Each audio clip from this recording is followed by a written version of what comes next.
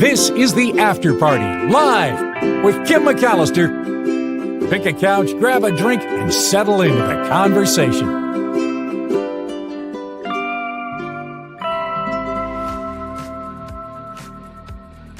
Monday. Hey, everybody. It's the After Party Live. Thanks for your patience, hanging out, waiting for the show to start. I appreciate it very much. And I think it's going to be a great Mark Thompson show tomorrow. It's, as folks were saying at the beginning of the show, you kind of wait to see, what Mark's reaction is going to be to all of this. And tomorrow, David K. Johnston will be on the show. And I always wait for his reaction to see what he thinks of all this as well. So I'm looking forward to tomorrow's Mark Thompson show. There will be a Nikki Maduro show this week on Thursday at 5 p.m. Nikki and I have recorded a series of shows that will take place as she takes off on her cross-country road trip. So I think she's excited about doing that. And I'm excited for you to see the shows. At one point, we have our daughters in. So it's exciting to get them back on the air with us after so much time has passed. I do want to thank people for helping this show continue. Vicky S. throwing in $5 with a recurring PayPal payment. Alicia P. with 25. Ms. Organic with 10. Wes coming in with 5 as well on Friday. And then also Amy P. So thank you guys for helping keep this show rolling. Much appreciated. A lot to talk about today, and I am excited to share some of these stories with you, including this weird story about, it's around a lot of the country, not Lake Tahoe where it's snowing, but in a lot of America, there are heat advisories and people are under heat warnings.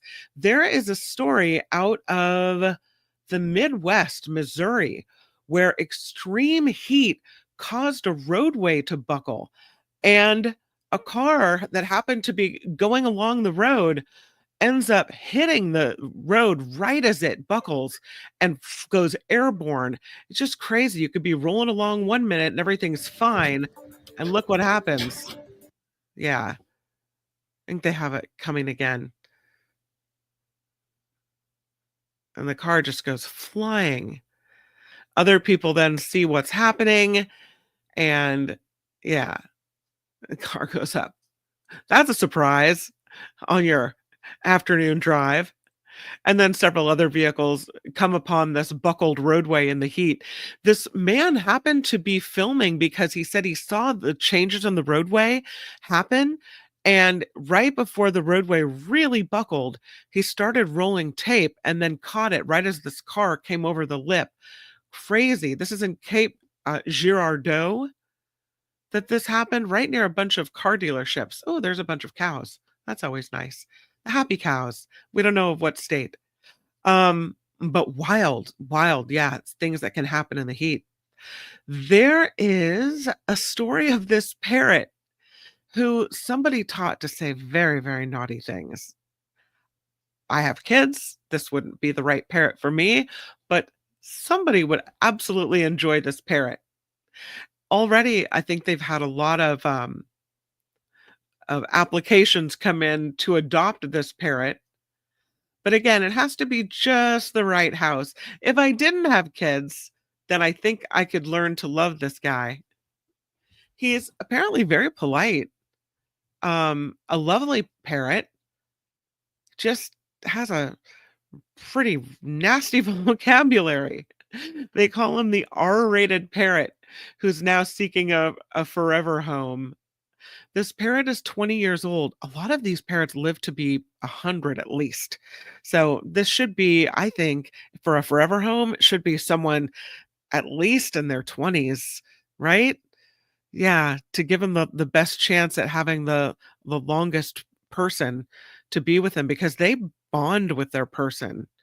The animal is up for adoption at the Forever Paws Animal Shelter in Fall River, Rhode Island. The bird's name is Hendrix, and he was not being fed proper food at his house. So because he didn't have good nutrition, a lot of his feathers fell out. So he's mostly naked, not his head, but you can see his body. Right. So he's in better shape now, and he's getting better all the time. The feathers are slowly growing back. He was put on a healthier diet, But if they say if you adopt Hendrix, you're basically adopting Samuel L. Jackson. His vocabulary is mostly curse words and slurs. Sometimes they say when you give Hendrix something, he'll say thank you. If you call him a pretty bird, he'll say thank you. If you say good morning, you say good morning, baby. Those are the only nice things he says. The rest of it is slurs and cusses and things they really can't repeat. The bird is R-rated, parental advisory required, a real Sour Patch Kid if one side was sugar and the other side was arsenic. But they have already received more than 50 adoption applications for Hendrix. They're trying to choose his forever home, but not everybody is going to pass the test when it comes to the adoption. So they say if you're interested, to still come forward because it's unclear whether these are suitable homes for him. But I can't imagine the kind of place he was raised in. I'm glad he's out of it.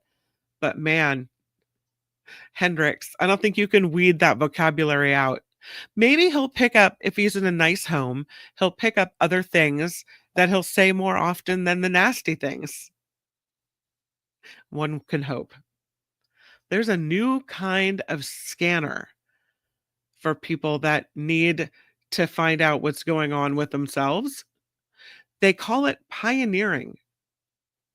It's called a field cycling imaging, FCI. It's kind of like an MRI, but it works at very low and ultra low magnetic fields.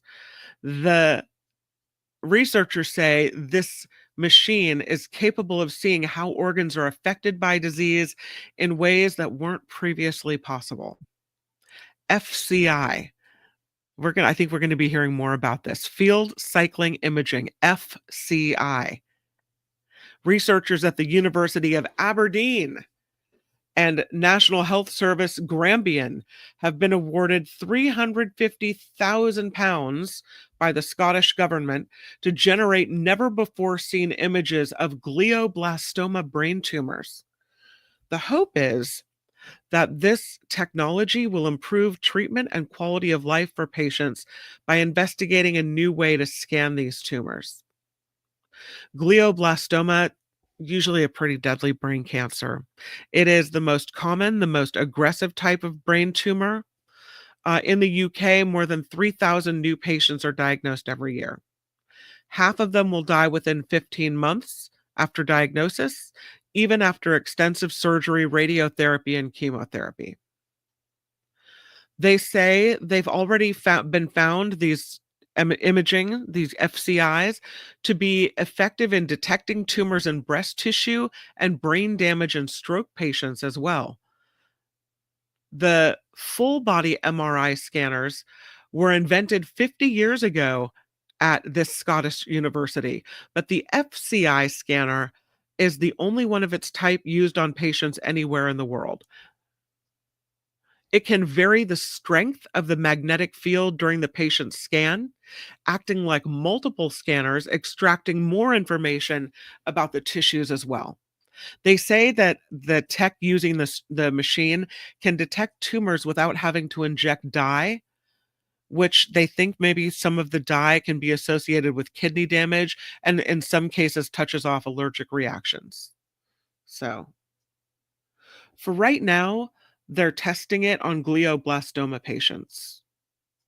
They think, though, while they're researching this machine, that unlike the conventional MRI scans, that the FCI will be able to tell the difference between tumor growth and progression and pseudoaggression, which looks like a tumor but isn't cancerous tissue. And so there's all kinds of promising hopes for this FCI. Don't hear that every day. That's nice. These bans on plastic bags. We have them in parts of California. You still see plastic bags floating everywhere. You can buy them for 10 cents, and I think a lot of people do. But there's a study showing these bans on plastic bags actually work. that fees and restrictions on single use grocery bags really mean that less trash enters our ecosystem. The new research indicates that local and state level bans on plastic bags successfully mitigate plastic bag litter along beaches, lakes, and rivers. That's worth it to me. The study was published June 19th in the journal Science. The researchers combined information on hundreds of policies instituted across America between the years 2017 and 23. They used citizen science data from more than 45,000 shoreline cleanups. They count the amount of cigarette butts and the amount of plastic bags, right? They say single use plastic bags made up a significantly smaller portion of collected trash compared to areas with a no bag policy. Average across the board, the reduction associated with bag bans between 25 to 47% reduction in plastic bags. It's funny. One time we were doing a story on something similar, and the assignment desk editor at KGO sent me out in the streets around KGO and said, "Go collect trash and we're going to do your own study and you tell me what you pick up." So I put on some rubber gloves and I went out and I picked up trash on the streets around KGO. I found so many cigarette butts and plastic bags. I also found some business cards, which I thought was kind of interesting. People hand you a business card and what, you just flick it over your shoulder? I don't know. 25 to 47% reduction in plastic bags. The main finding, they say, is that these plastic bag policies are effective in limiting, not eliminating, but limiting plastic bag litter in the environment. The previous studies have concluded bag bans and fees do shift customer behavior, resulting in fewer single use bags distributed at grocery stores. But there's been little analysis of how that behavioral shift translates to the impact on our environment at the national scale. They say most bag policies only apply in certain settings, grocery stores and not takeout restaurants. So the bags are still put into circulation even in places with bans. But this new study is the first peer-reviewed research to assess the bigger plastic picture. And they say it's actually surprising to see that these policies are working. Again, limiting, not eliminating. We need to eliminate, but I'll take limiting. That's something. That's something. The researchers say we're pleasantly surprised to see that this is effective and that it's so effective. Complete bans and bag taxes are more effective than partial bans, they say, where some types of heavier plastic bags are still allowed. State bans also prove the most robust, showing a larger impact than municipal bans. And they say, finally, areas that start out with high levels of plastic litter benefit the most from these bans. And they double checked their conclusions by conducting control analysis. They tested for regional spillover effects to see if a ban in one city led to an increase in bag litter in neighboring communities, which might happen if you went somewhere else to shop because of bag bans. But they didn't see any spillover effect. They checked to see if there was a rebound in bag waste after a few years of bans and bag bans in place, and there wasn't. They looked to see if any other forms of plastic waste reported in the cleanup data became less prominent over the same study period, which would have signaled something else besides targeted policy was driving a change in waste. Against all of these checks and more, their findings still, they say, remain significant. The results, especially helpful for us to be confident in our results that, in fact, due to the plastic bag policies, that they work, that this works. So, one promising finding they found as well is that plastic bag bans also seem to have fewer wildlife entanglement incidents compared to areas without. So that's good too. We wondered, would they work? Now we know. This kind of picture, this really gets me. Get these footprints and take them in because I want to tell you that this new study confirms these ancient footprints in New Mexico are 23,000 years old. So the people living then left their mark and they continue to be seen to this day. A look back in history.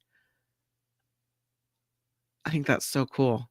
There's a new study that's published in Science Advances, and they say it's the strongest evidence to date that ancient human tracks found at White Sands National Park in New Mexico are approximately 23,000 years old. And if they manage to confirm this, this could dramatically change the history of human migration to North America. And that would put humans on this continent during the last glacial maximum, thousands of years earlier than previously believed. These footprints, we've known about them for a few years. They were first reported in 2021. They were excavated in 2019 by a team from Bournemouth University working with the US National Park Service. Early radiocarbon dating of seeds and pollen found in overlying and underlying sediment layers indicated an age between 21 and 23,000 years ago. But there was some challenges made to those numbers. Some critics said using aquatic plants, which can absorb carbon from water, could result in artificially old dates. And so this team, led by the University of Arizona, returned to the site in 2022 and 23, and instead of dating the plant material, they radiocarbon dated the ancient lake bed mud. And they sent the samples to two different independent labs. Both of them reported the same range of ages, 20,700 to 22,400 years ago. So now they've got 55 radiocarbon dates on three types of materials: seed, pollen, and mud, and all of it points to the same time period. Remarkably consistent, the researchers call it. You get to the point where it's hard to explain all of this away. These footprints were found in stream beds, which once flowed to an ancient lake that we call Lake Otero, in a region now dominated by gypsum and sand dunes. The researchers first visited this area back in 2012 and contributed geological data that was used to date the tracks and use for use in the current study. The field work and the field workers that described seeing the prints say it was a profound moment. It contradicts everything we've been taught about the peopling of North America. And the discovery challenges the long-standing theory. It's called the Clovis First theory, which held that humans arrived on the continent around 13,000 years ago. Some people say they doubt that. There's lack of tools, lack of settlement. But these researchers say those types of artifacts wouldn't necessarily be present. These people lived by their artifacts, and they were far away from where they could get replacement material. They're not just randomly dropping things as they go along. Maybe. There are multiple dating methods and separate lab confirmations now supporting this timeline. These white sands footprints, they say, offer compelling evidence that humans came to the Americas far earlier than was believed. There they are, the first Americans, the real natives. This story I wanted to tell you about. I love this picture. This story is kind of creepy. If you have nightmares a lot, we need to get you some relaxing therapy. That saying scared to death? Yeah, that might not be so wrong. A study done and presented at the European Academy of Neurology's annual meeting indicates that people who have frequent nightmares appear to have a tripled risk of premature death. These people also show signs of significantly accelerated biological aging, with their bodies reflecting wear and tear greater than what their birth date might suggest. And the researchers think this is because of the stress that nightmares can place on your sleeping body. You're not getting good sleep. Your heart's racing, your mind's racing. You're stressed out even in the most relaxed state. Neuroscientists at the Imperial College of London in the UK say our sleeping brains can't distinguish dreams from reality, which is why nightmares often wake us up sweating, gasping for breath, hearts pounding, because our fight or flight response has been triggered. This stress reaction can be even more intense than anything we experience while we're awake. So they did this study and they pooled data from more than 2,400 kids aged 6 to 10, or 8 to 10 rather, and 183,000 adults, 26 to 86, who participated in this study. Their biological aging was assessed by the length of their telomeres, which are small DNA sequences that are on the end of your chromosomes that prevent them from unraveling, kind of like the tip of a shoelace. The telomere length has been established as a means of determining whether a person's cells are aging at a faster rate than their actual age might reflect. Adults reporting weekly nightmares were more than 3 times as likely to die before age 70 during the 19 years of follow up to this study. The nightmares were a stronger predictor of premature death than other risk factors like smoking, obesity, bad diet, lack of exercise. Children and adults with more frequent nightmares also exhibited faster biological aging. The accelerated aging accounting for about 40% of participants' increased risk of death. These nightmares led to prolonged elevations of cortisol, which is a stress hormone that's also linked to faster cellular aging. And for those who frequently experience nightmares, this cumulative stress may significantly impact the aging process. But wait, there's more. Additionally, nightmares disrupt both sleep quality and duration, impairing the body's essential overnight cellular restoration and repair. So, the combined effects of chronic stress and disrupted sleep likely contribute to the accelerated aging of cells and our bodies.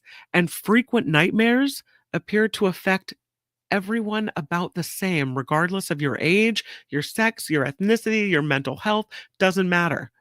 You get crappy sleep, you have all the stress of the nightmares. Doesn't matter what color you are, what socioeconomic index you fall into. They said even monthly nightmares are linked to faster aging and increased risk of death compared to rare or no nightmares. But they say the good news here is nightmares can be prevented and treated. Simple measures like avoiding scary movies, maintaining good sleep hygiene, managing stress, and seeking treatment for anxiety or depression can be really effective. And sleep specialists might be able to help you or help people whose nightmares don't respond to lifestyle changes. So that's good.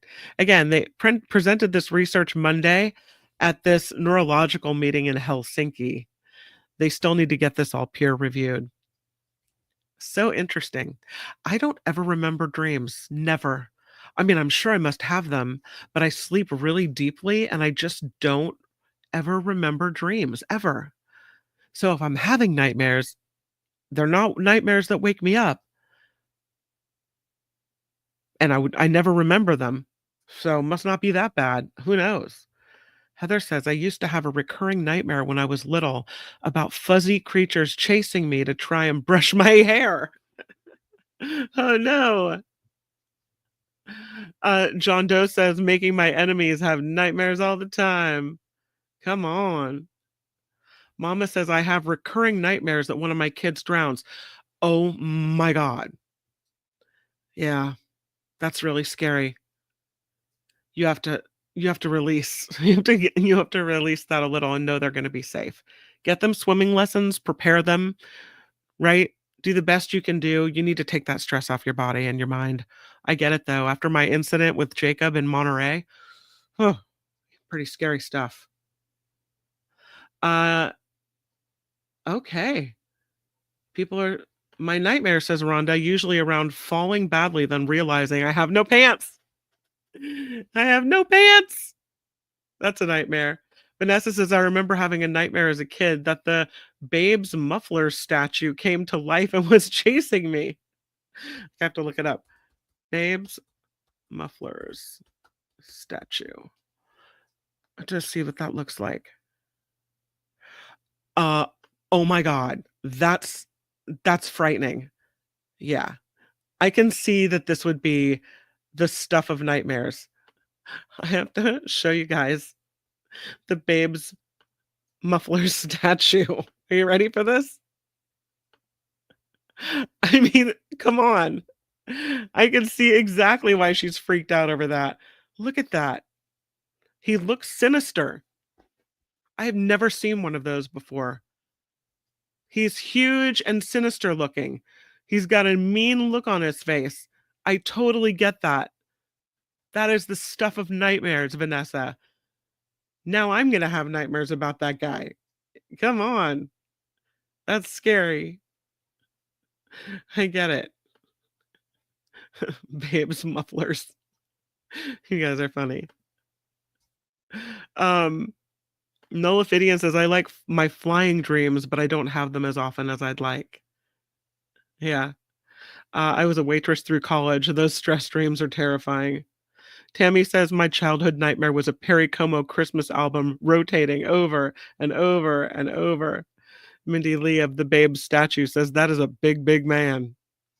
I do have sometimes, when you're just drifting off to sleep, so you're not quite asleep yet, and you're shocked awake. I don't know whether it's like a falling feeling or what, but it's almost like you feel like you're falling and you just kind of jerk awake. That happens to me. I remember those. Yeah. That statue reminds me of Putty from Seinfeld. Sandy says, I've occasionally had dreams where I'm trying to walk quickly, but it feels like I'm moving through sludge or something, like I can barely move my legs. Ooh, that's scary. Donald says, when I was very young, I had dreams about a big spider in my bed. Don't give me any ideas. Yikes. Mama says her nightmares have more to do with the fact that I feel like I'm failing as a parent. No, okay, maybe, but that dream about drowning, I feel like that's a fear of whether your kids are going to be okay in the world, it would seem like to me. Whether you can keep them safe, whether they'll be safe when you're not watching and you're not in control. That's what that indicates to me. Because those things are scary when you're not around to protect and you don't know what's going to happen. I don't know. Yeah. The other night, Steve said in his sleep, that guy has his shirt on in the shower. And I'm like, huh? And he goes, oh, just something I thought of. And then he went back to sleep. My husband does this all the time. He'll talk in his sleep and he'll say the most ridiculous and funny things.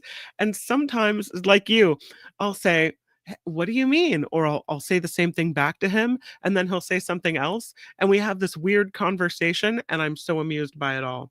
Yeah. All right. Interesting though, your dreams will catch up with you. So let's everybody do some decompression before we fall asleep tonight. Don't let those dreams catch up with us. There's some pictures, some new pictures of the cosmos. The first stunning images from this powerful space telescope at the Vera C. Rubin Observatory in Chile might reveal new details from space on what they say is an unprecedented scale over the next decade. What you're looking at here is the Trifid and Lagoon nebulae. Wow. So cool.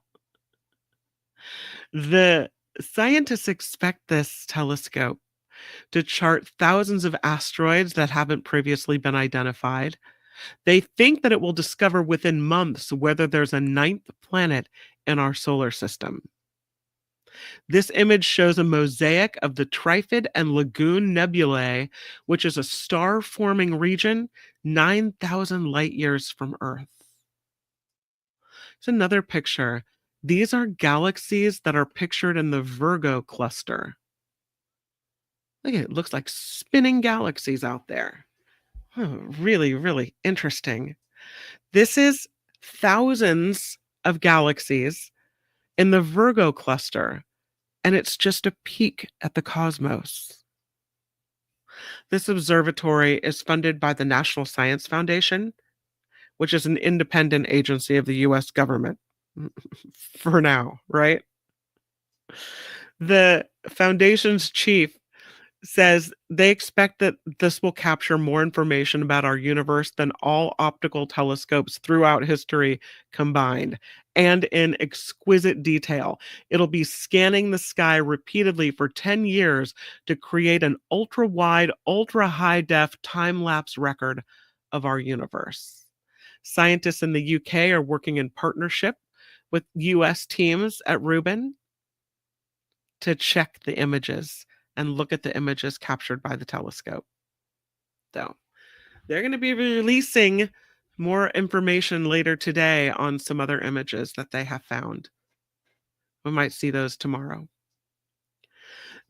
Speaking of things found in space, a study that shows deep space asteroid samples contain an unexpected ingredient.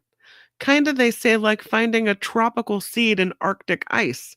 That's not supposed to be there. That's interesting. The story is about the asteroid Ryugu, and I don't know if I'm saying it right, so hence my hesitation. It's Ryugu. Ryugu? Researchers analyzing the mineral samples collected from this distant space rock have published their most recent findings in the journal Meteoritics and Planetary Science. They say one of the minerals defies planetary scientists' previous theories on Ryugu's creation and may help clarify the solar system's evolution and the surprising complexities inside some of the more primitive asteroids. Researchers believe Ryugu, which is a half-mile wide, 496 million ton rock, belongs to a parent body that formed 1.8 to 2.9 million years after the birth of the solar system. That it coalesced from icy mixtures of carbon dioxide and water at the outer edges of the solar system. And over millions of years, radioactive elements decayed and generated heat inside the parent body. And it's believed that a catastrophic impact with another asteroid created this carbon-heavy Ryugu, composed of rocks similar to other meteorites that streak through the Earth's atmosphere.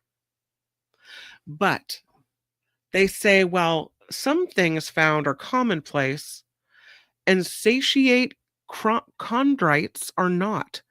These are rare asteroids formed under extremely high temperature conditions inside the solar system's inner region. That these ensatite chondrites, ensatite is how you say it, chondrites, contain different minerals. Based on everything scientists know about asteroids, Ryugu should not include an ingredient like something called gerfisherite, but it does. They found the gerfisherite while using field emission transmission electron microscopy. They call it FETEM, to better understand how terrestrial weathering affected the mineral layers of this asteroid. They say the discovery challenges the notion that Ryugu is compositionally uniform, and it opens new questions about primitive asteroid evolution. I do want to get to this story about Orca. that were spotted in the sea with seaweed trying to groom each other. They got this footage with a high def drone, and it shows orca using this tool made of kelp. They, these orcas they studied live between Washington State and British Columbia. And the whales apparently create tools from kelp and appear to use them to help groom one another. The study is detailed in the journal Cell Press, or the Cell Press journal Current Biology, June 23rd issue. So interesting.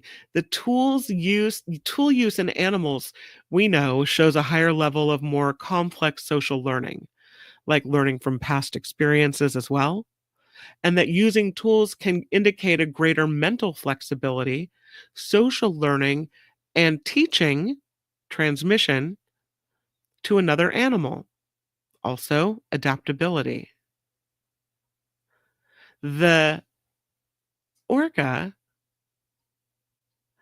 this critically endangered group of orca, fewer than 80 individuals left in the southern resident orcas in the Salish Sea, represent a genetically, ecologically, culturally distinct population. And unlike other orca whales, called Bigg's killer whales or transients, the southern residents almost exclusively eat salmon.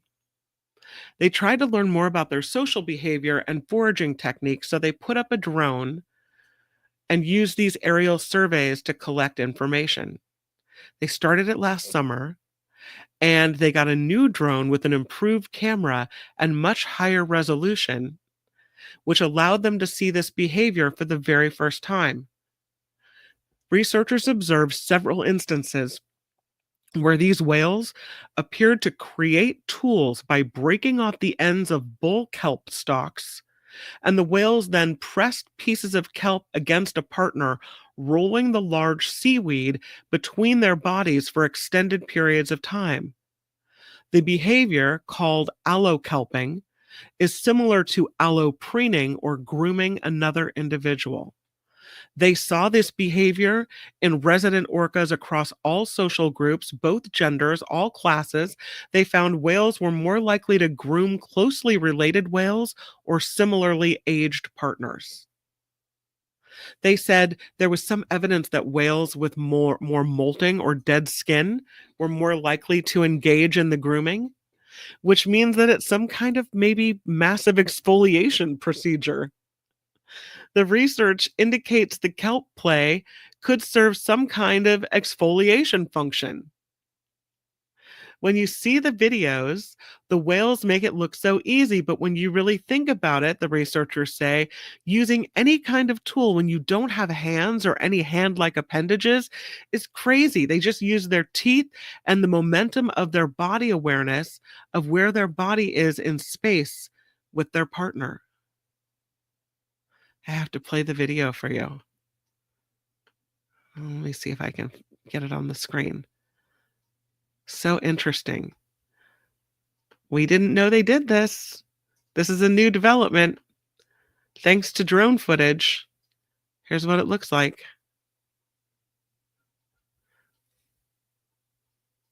Kind of rubbing along each other's skin.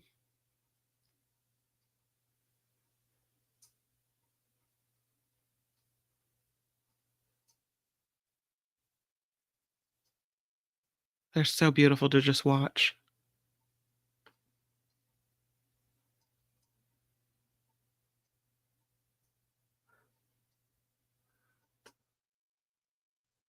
Hard to tell, hard to see what they're doing as they swim along. I want to know where the kelp is. They sure are beautiful creatures, aren't they? Yep. I'm waiting for the kelp. That drone footage is amazing. You can see things that really we shouldn't be able to see. So they are rubbing along each other and touching along each other. And perhaps this is the exfoliation they mean, where they just use their bodies to rub the bull kelp between each other. I don't know about you, but I could really watch them just swimming in the ocean all day long. So, so pretty to see them move through the world. Wow. Um, yeah, there they are. There they go. And there they are rubbing against each other. I can't see the kelp. Perhaps researchers, when they zoom in, can see the kelp. But for what other reason would they be rubbing against each other like that rather than some kind of grooming technique, especially if they're not mating? So, all right. I almost don't want to see them go, but there they go. The grooming is interesting to me that we didn't know they did that, and they actually do. I have another story. This is an archaeology story about a sword that was pulled from the earth, and here it is. So here's the way the sword tip looks. This old iron sword, but look at the markings on it. Look at that. What does that mean? That's interesting. It's a medieval sword that was pulled from a Dutch riverbed, and it has these intricate copper symbols all over it. It was preserved for a millennium in anaerobic clay on this private estate. And in March of 2024, some construction workers were digging in a river on this Dutch estate when they saw this long piece of metal protruding from one extracted lump of clay. What's that? They thought. Turned out to be a medieval iron sword, intact and decorated with telling inlaid copper symbols, a crisscross circle, and an infinite knot. The estate is called the Linschoten property. It's in near the city of Montfort in the Netherlands. The government recently donated the sword to a museum where it's now on display through August. It is more than 3 feet long. It's 6-inch crossguard grip and pommel. Translated, according to a translated statement, says they have X-ray imaging revealing traces of wood and leather on the sword's handle, and its semicircle pommel is shaped like a Brazil nut. You can see it on the edge of the original picture. I'll go back and show you. Like a little Brazil nut on the end. The characteristics suggest the weapon was created in this region between 1050 and 1150. The sword's markings, they say, make it a beautiful example of medieval craftsmanship and the representation of ancient, enduring symbolism. On either side of the sword's double-edged blade, its creator put a motif of copper flanked by vertical lines. One is a circle containing a layered X. The other is a circle containing 5 diamonds arranged to form a cross. The former motif is reminiscent of a sun wheel or a sonorod, which emerged as a Christian symbol in Europe's Middle Ages. The latter resembles an old Viking symbol that stood for unbreakable bonds, according to Archaeology News. So, look at that. From the past. It is time for Hide in Your Cave Monday. And boy, is it a hide in your cave kind of day. We're going to the Caribbean because I found some really beautiful caves to show you, including this one. This is Harrison Cave. Harrison Cave is a pretty special place. It is in Bridgetown, Barbados. It's crystallized limestone cavern, first mentioned in historical documents in 1795. You got to take a 4x4 down through a mile-long system of caves to a breathtaking waterfall that plunges into a deep pool. And then you can get pictures of all of these speleothems that look kind of like soda straws. So pretty. This is a great cave to check out. Another one that's pretty special is called the Baths, Virgin Gorda in the British Virgin Islands. This one, speaking of dreams, this looks like the most pleasant dream. Look at that. Just wow. Beautiful.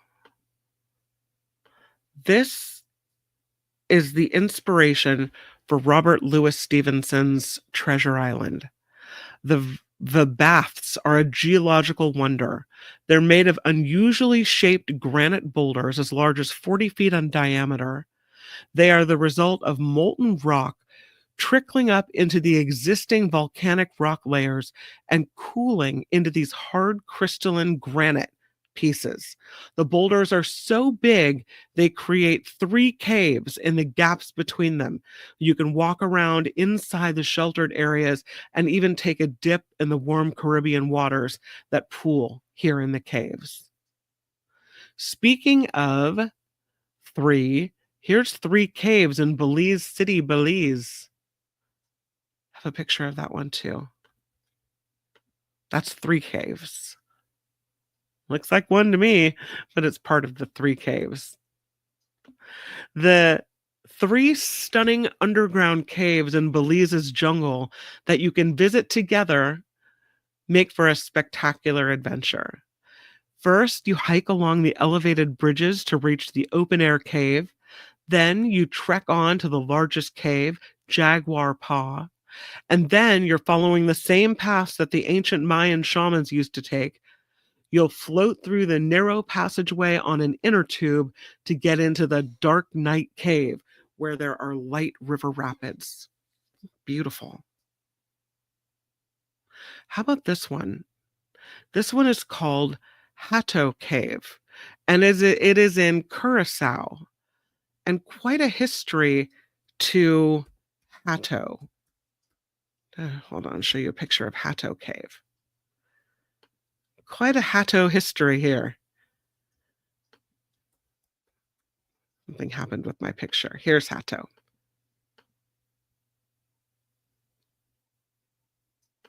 There it is. They all kind of look very similar in this region, don't they?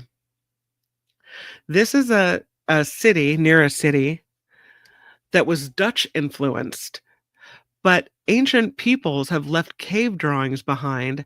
They think they could be more than 1,500 years old along the limestone stalagmites and stalactites.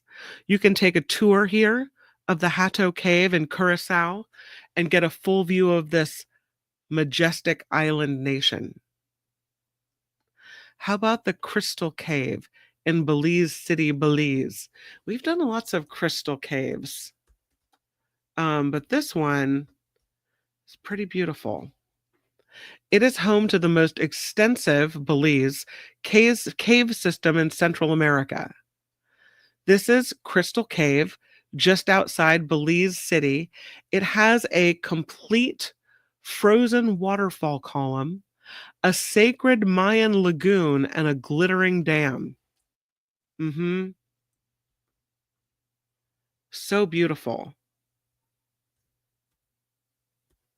I have to show this to you. The formations in the cave reflected in the water pooling below are magical. Just magical. Here's a look at the first shot. Look at that. This is so pretty. The caves are this maze of limestone that are amazing. So again, there's the, you can see it there, the frozen waterfall column, the sacred Mayan lagoon. Again, there's a glittering dam, and they have a shore excursion that lets you experience all of this while you're floating along on an inner tube. through this cave and along the waterway. That's a tour right there. That's the tour that I want to take. 100%.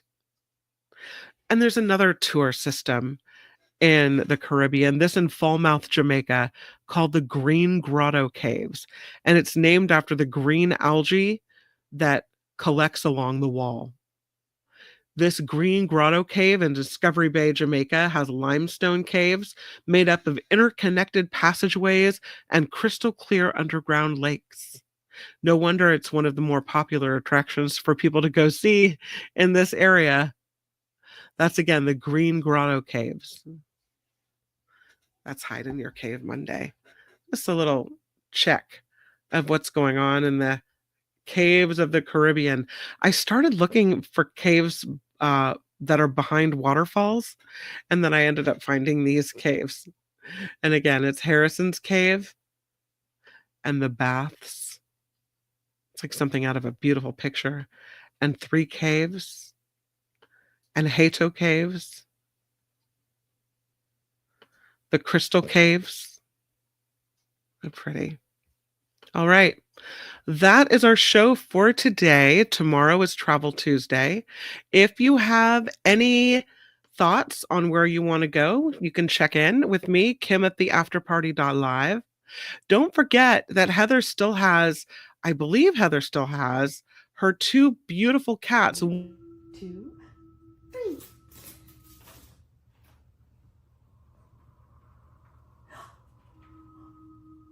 Good kitty. Okay. One of those cats totally plays fetch like a dog. So if you know someone who's looking for a pair of bonded sister cats, check in with me and I'll forward your message on to Heather. All right. That it is. What else is down there? One wonders in the Caribbean, like old treasures. Who knows? Oh, yeah. Heather says they still do have the kittens. So she's fostering them. And if you're looking for kittens and they're so cute, and I just love that cat that thinks it's a dog, then check in with me. And again, I'll forward the info to Heather. Mama says, my husband brought home a kitten yesterday. Amazing. That's so fun. All right, everybody. Thank you so much for your contributions, for your participation, for spending your time. It is so big. It makes my heart feel so big to have you guys spend time with me on the after party, and I'm really grateful. I will see you back here tomorrow for Travel Tuesday and on the Mark Thompson Show at 11 a.m., where Jessica Denson and David K. Johnston will be on the show, and it's going to be a really good one. But until we meet again back on the old YouTube, make it a great day. Bye, everyone. The After Party Live would like to thank the following contributors and viewers like you.